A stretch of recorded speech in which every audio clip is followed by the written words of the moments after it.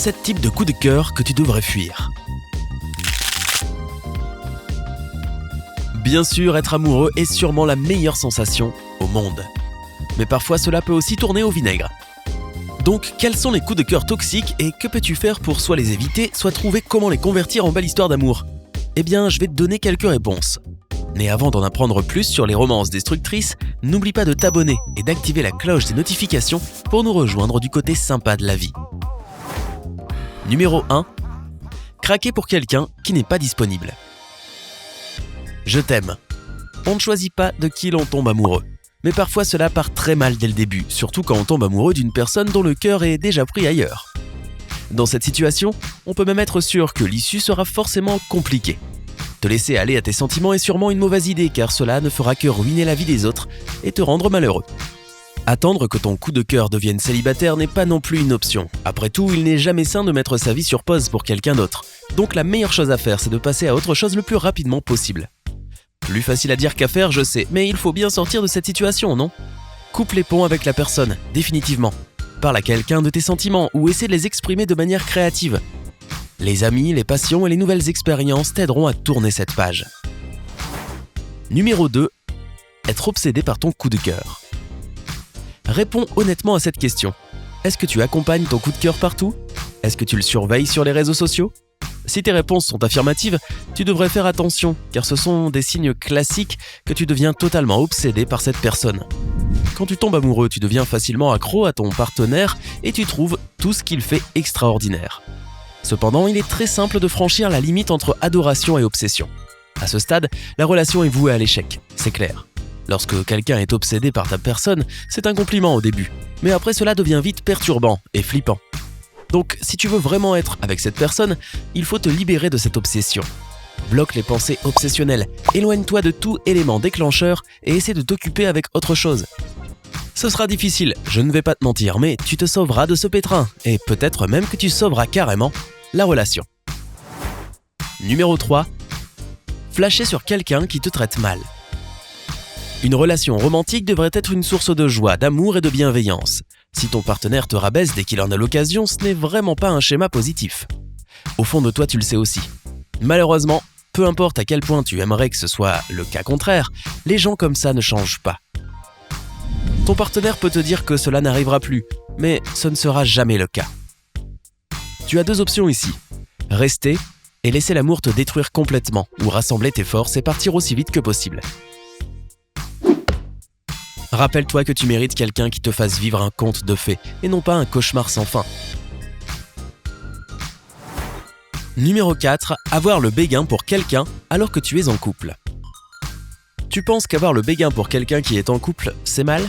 Et que penses-tu de ceux qui ont le béguin pour quelqu'un alors qu'ils sont déjà en couple ?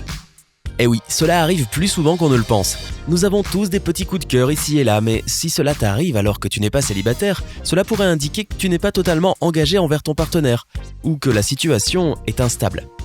Tu n'en es sûrement plus à la phase lune de miel qui se produit au début de toute relation. Mais parfois, au fur et à mesure que le temps passe et que les choses deviennent sérieuses, tu t'ennuies. En fait, tu n'es pas vraiment attiré par cette personne, tu es excité par l'idée d'une histoire toute nouvelle. Mais il est aussi possible que tu ne te sentes pas satisfait avec ton partenaire actuel. Quelle qu'en soit la raison, fais en sorte de le respecter et d'être honnête. Mieux vaut dire la vérité et rester en bons termes plutôt que mentir et lui briser le cœur. Numéro 5. En pincer pour quelqu'un qui te contrôle. L'amour rend aveugle. Et parfois, on peut ne pas remarquer que l'attention et les soins de notre moitié commencent à prendre une tournure peu satisfaisante.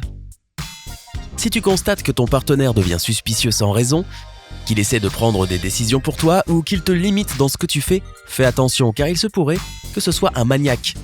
Malheureusement, il arrive que certains transforment une relation épanouie en un lieu de tension et de dispute. L'important est de déterminer à quel point la situation est délicate et dangereuse. S'il ne s'agit que de signes mineurs par-ci par-là, essaie d'avoir une conversation sérieuse avec elle ou lui. Établissez des limites claires, essayez de trouver des points communs.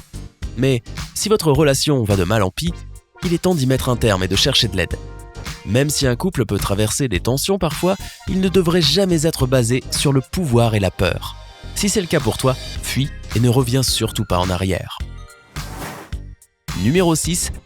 Avoir des vues sur quelqu'un qui est trop jeune ou trop vieux pour toi. L'âge n'est qu'un nombre, on le sait tous. Mais les relations entre deux personnes ayant un âge trop différent peut être malsain. En plus du fait que cela pourrait être illégal dans certains cas, ça c'est encore une autre histoire, les gens d'âge différents veulent simplement des choses différentes. Études par exemple, tu pourrais ne pas être prête pour fonder une famille, mais ton partenaire plus âgé a hâte de se marier et d'avoir plusieurs enfants. Cela crée un sérieux déséquilibre qui ne peut se terminer que sur le sacrifice de l'un des deux. Cette union peut être problématique et peut provoquer des dégâts des deux côtés. Cependant, il y a toujours des couples pour qui cela fonctionne. Je leur tire mon chapeau.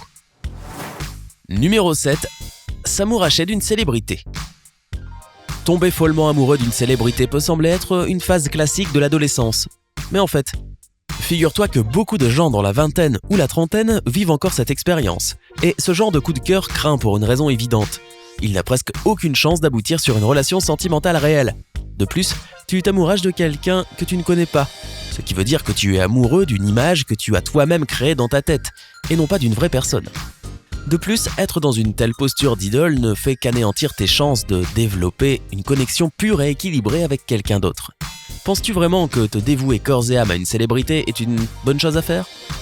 Ouvre les yeux et regarde autour de toi. Ton âme sœur est là. Elle t'attend quelque part. Et toi, as-tu déjà eu un coup de cœur toxique ? Raconte-nous dans les commentaires ci-dessous. N'oublie pas d'aimer cette vidéo, de la partager avec tes amis et de t'abonner à Sympa.